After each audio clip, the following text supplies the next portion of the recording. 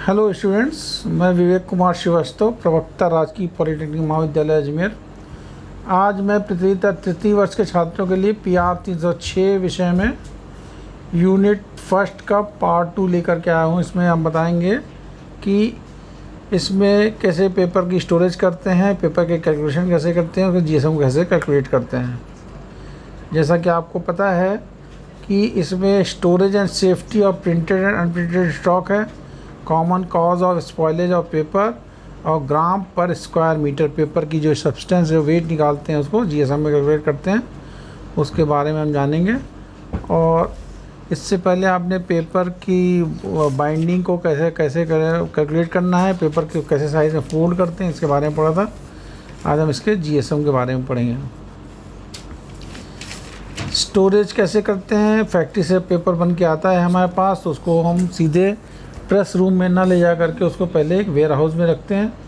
और जिस ware house के अंदर पेपर को रखा जाता है वो बेसिकली 2 पार्ट में डिवाइड किया जाता है उसको, एक तो वाइट पेपर वेयर हाउस और एक प्रिंटेड पेपर वेयर हाउस।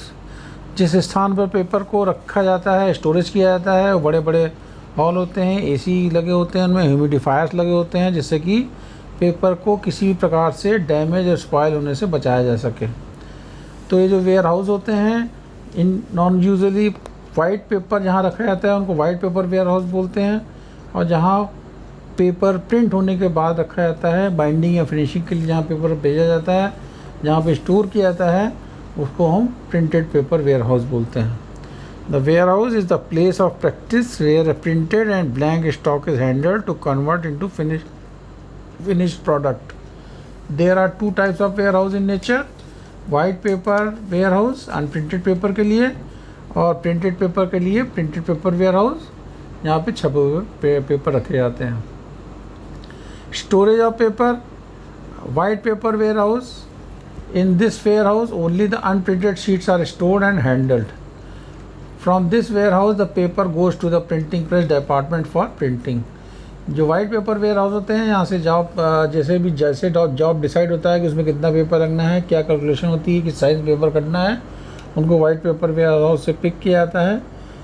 वो प्रोडक्शन टीम जो होती है उसको लेकर के कटिंग मशीन पर उस हिसाब से कटिंग करवाती है और प्रिंट प्रेस रूम में उसको भेज देती है। और प्रिंटेड पेपर वेयर हाउस में, in this warehouse only the printed sheets are stored and handled.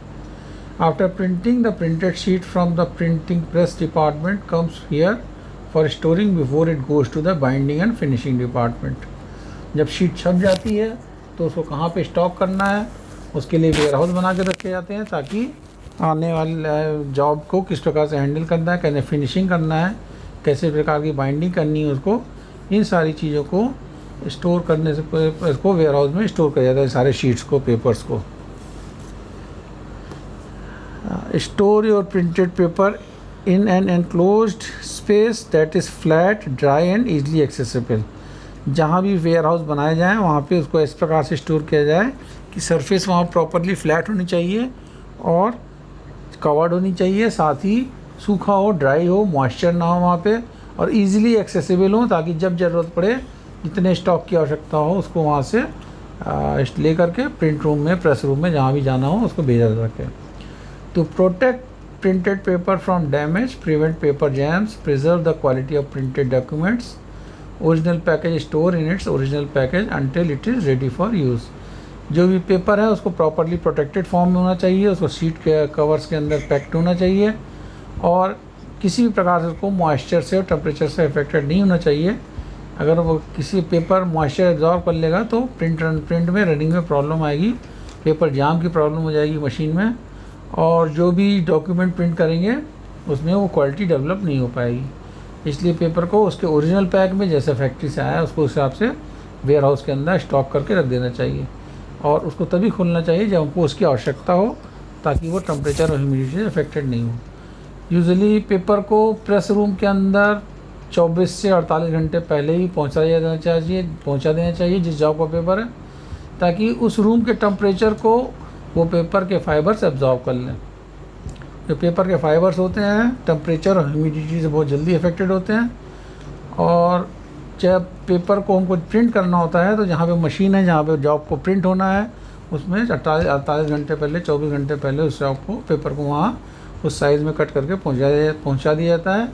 जिससे ये होता है कि जितना भी पेपर में एक्सपेंशन होना है, जो भी क्वालिटी इम्प्रूव होनी है फाइबर्स की, वो अपने आप को एब्जॉर्ब कर ले, उस रूम के अकॉर्डिंग अपने आप को ढाल लें। तो इसको पहुंचाने की जो प्रक्रिया होती है, यूजुअली कई बार इसकी बंच बना करके प्रेस रूम के अंदर पेपर के बंच जो रीम होते हैं उनको हैंग कर देते हैं और पैकेट को खोल करके, और कई बार इसको डैम्पनिंग भी करते हैं, तो जिसको हम पेपर कंडीशनिंग बोलते हैं। और ये पेपर की कंडीशनिंग रूम टेम्परेचर को एब्जॉर्ब करवाने के लिए और उसके मॉइस्चर को एब्जॉर्ब करने के लिए करवाई जाती है। इसको हम पेपर कंडीशनिंग से नाम से जानते हैं।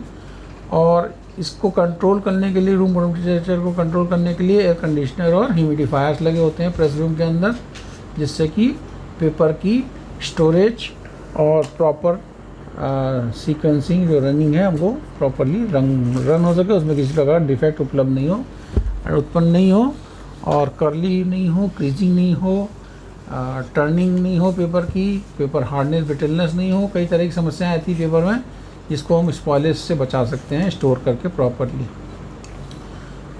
To protect printed paper from damage, prevent paper jams, preserve the quality of printed documents. While paper is ready to print, it should be conditioned properly. Some press operators hang the bunches of reams of paper into the press room equipped with the air conditioner and humidifiers. Storage of paper, web offset के जो roles होते हैं, paper जब role के form में होते हैं जो मशीनों में छापते हैं, इनमें न्यूज़पेपर छापे जाते हैं, तो वेब ऑफसेट पे छपते हैं। और जो इनके रोल्स होते हैं वो भी बाहर लाके प्रेस रूम के बाहर पड़े रहते हैं, उनको भी प्रॉपरली फ्लैट सरफेस के ऊपर रखना चाहिए।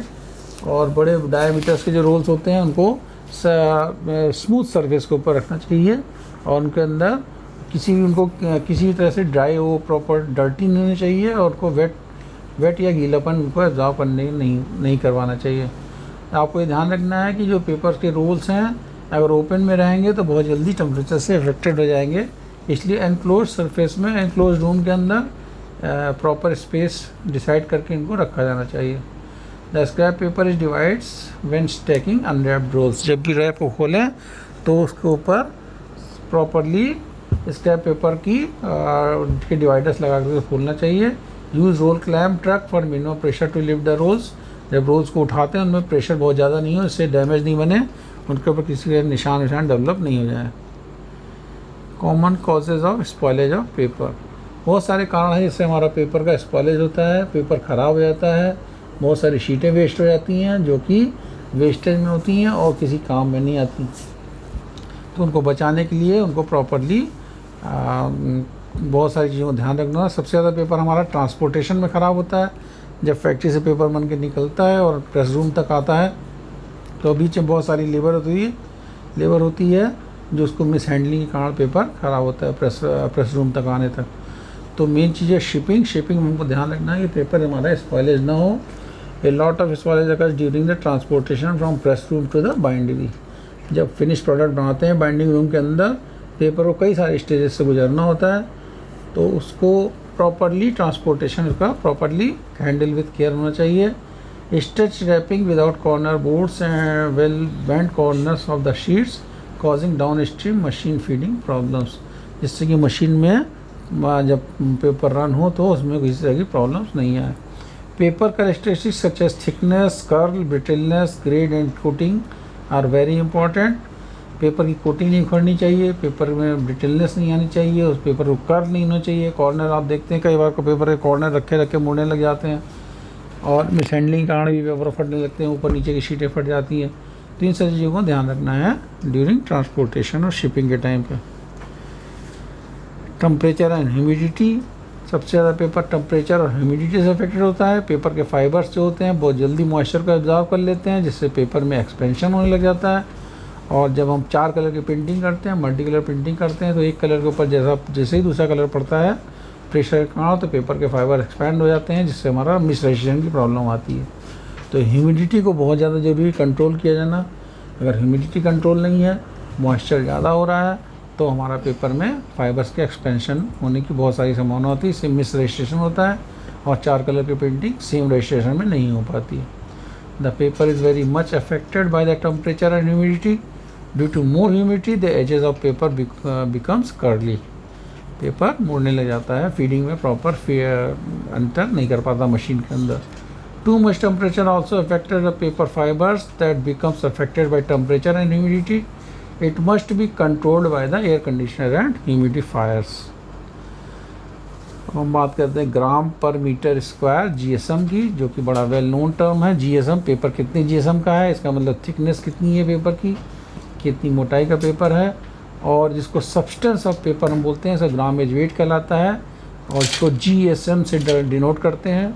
GSM is the basic weight system of paper is expressed in the GSM grams per square metre. एक स्क्वायर मीटर का टुकड़ा 10 सेंटीमीटर टुकड़ा लेते हैं, उसका अगर हम वेट करते हैं तो उसका ग्रामेज जो आता है वो उसका जीएसएम कहलाता है। आपने पहले भी सुना होगा कि 70 जीएसएम का पेपर है, 80 जीएसएम का पेपर है, 90 जीएसएम का पेपर है। जैसे जैसे जीएसएम बढ़ता जाएगा पेपर की थिकनेस बढ़ती जाएगी। जैसे जैसे पेपर रिड्यूस होता जाएगा, थिक जीएसएम उसका रिड्यूस होता जाएगा, उसकी थिकनेस कम होती चली जाएगी। जैसे न्यूज़ प्रिंट पेपर है, नॉर्मली 52 जीएसएम का होता है। हमारा जो राइटिंग पेपर है 70 जीएसएम या 60 जीएसएम का होगा, 80 जीएसएम का होगा। गुड क्वालिटी पेपर जिस पर राइटिंग करेंगे वो 90 जीएसएम के होंगे। तो जैसे जैसे पेपर का जीएसएम का थिकनेस बढ़ता जाएगा, वो पेपर की मोटाई बढ़ती जाएगी, उसकी क्वालिटी बढ़ती जाएगी। साथ ही जीएसएम वेट को कैलकुलेट करने के लिए हमको कई सारे फार्मूले यूज़ करने पड़ते हैं, जिसको जीएसएम फार्मूला कैलकुलेटर फार्मूला बोलते हैं। और उससे पहले एक चीज़ और बता दें कि जो हम आप देखते हैं शीट, जो बंच होता है 500 शीट का बंच होता है, और जो 500 शीट का बंच है उसको हम एक रीम बोलते हैं। 500 शीट्स मिलाने से एक रीम बनती है। और जब पेपर वेट कैलकुलेट करते हैं तो एक रीम वेट आपका पेपर का वेट कैलकुलेट करते हैं। सपोज जैसे हमने बोला कि 500 शीट्स हैं तो एक रीम बोलेंगे उसको, और एक रीम का पेपर वेट है 80 जीएसएम। 80 जीएसएम का पेपर है उसका, तो उसका हम केजी वेट कैलकुलेट कर लेते हैं। जब हमको पेपर का जीएसएम पता हो तो उसका केजी वेट निकाल सकते हैं। लेंथ और विड्थ पता होनी चाहिए उसके लिए। साथ ही हमको ये भी पता होना चाहिए कि पेपर का कि अगर केजी वेट पता है तो उसका जीएसएम कितना है, इसको कैलकुलेट करने का दिए गए फॉर्मूले से ज्ञात कर लेते हैं, जो हम आगे बताएंगे कौन कौन से फॉर्मूले हैं। Basically GSM is basic weight system of the paper to express in gram per square metre. इसको ग्राम पर स्क्वायर मीटर बोलेंगे। एक स्क्वायर मीटर का जो वेट निकलेगा वो जीएसएम कहलाएगा। कैलकुलेशन के लिए फॉर्मूला है conversion of GSM to basis weight is equal to length in metre into breadth in metre into GSM. Number of sheets, कितनी शीट्स हैं, 500 शीट्स हैं या 1000 शीट्स हैं। नॉर्मली एक रीम का ही कैलकुलेशन निकालते हैं। तो लेंथ, पेपर की लेंथ मीटर में, पेपर के वेट्स मीटर में, और पेपर का जीएसएम 80 जीएसएम या 70 जीएसएम उसको 1000 से डिवाइड कर लेते हैं। इससे हमको उसका केजी वेट ज्ञात हो जाता है। दूसरा फॉर्मूला है the total weight of paper in a pile is equal to the product of paper substance area of one sheet is square metres and the number of sheet content in a pile. Total number of sheet, एक pile मान ली 500 है या 1000 है, तो एक ढेर जो पाइल का है, जो बंच बना हुआ है, उसमें उसका वेट केजी वेट निकालना है। तो उसका फॉर्मूला है GSM into area, length into width into number of sheets upon 1000। ये सेकंड फार्मूला है। कई सारे फार्मूले हैं जीएसएम कैलकुलेशन के। थर्ड सेकंड फार्मूला है इसमें जो where WTN weight of number of sheets in kilograms, GSM is the substance of paper in gram per square metre and N is the number of sheet in the pile. एक third formula और है KG wait of paper.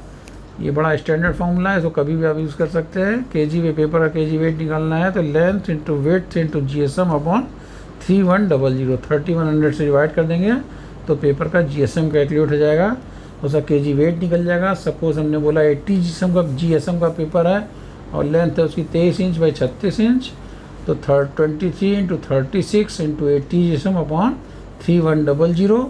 इससे हमको पता पड़ जाएगा paper का KG wait. Paper का केजी वेट आया मान लिए 21.3 kg, तो 21.3 kg जो है हमारा पेपर 500 शीट का वेट है 21.3 kg। अब हम बाज़ार में जब पेपर परचेज़ करने जाते हैं तो पेपर का रेट पता करना होता है। पेपर यूजुअली जैसे हम सब्जी खरीदते हैं केजी के रेट से मिलता है, वैसे मार्केट में पेपर में प्रिंटिंग के लिए केजी के रेट से मिलता है। 45 रुपये किलो, 60 रुपये किलो, 70 रुपये किलो, ऐसे इस प्रकार से 60 रुपीज़ केजी का 80 GSM का पेपर अगर बाजार से खरीदते हैं तो उसका केजी वेट 21.3 kg आता है। तो 60 इंटू 21.3 जब मल्टीप्लाई करेंगे तो 1200-1300 के आसपास करीब रीम का 500 शीट का रेट आएगा। 1300-1400 उसमें GST और लगेगा, इस तरह से हमने मान देखा कि 500 शीट हमको 1500 रुपये की परचेज होती है। तो 500 शीट अगर 1500 रुपये की मिल रही है तो एक शीट की कीमत हमारी तीन रुपये हो गई। इस तरह से हम पेपर की शीट का कैलकुलेशन कर लेते हैं कि एक शीट हमको 3 रुपये की पड़ रही है। और एक किताब में मान लिए 96 पेजेस हैं, 96 पेज में एक पेज में 16 पेजेस प्रिंट करने हैं, तो 16 छक 96 और शीटें कितनी लग रही? 6 तक 18 रुपये की केवल पेपर लग गया है किताब बनाने के अंदर। तो इस तरह से पेपर का वेट कैलकुलेट करते हैं। नंबर ऑफ़ शीट्स कितनी रिक्वायर्ड है कि बुक बनाने में। अब सपोज 10,000 किताबें बनानी है तो 10,000 इंटू 6 माने 60,000 शीट चाहिए। 60,000 शीट को 500 से डिवाइड कर देंगे।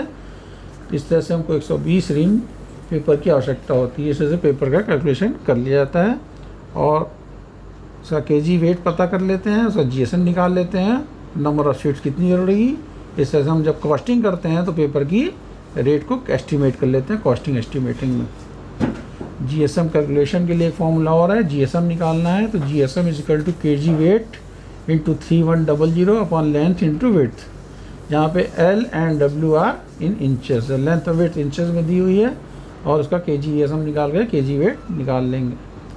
इस तरह से हम कैलकुलेशन कर लेते हैं जीएसएम की और नंबर ऑफ़ रीम्स की, नंबर ऑफ़ शीट्स की।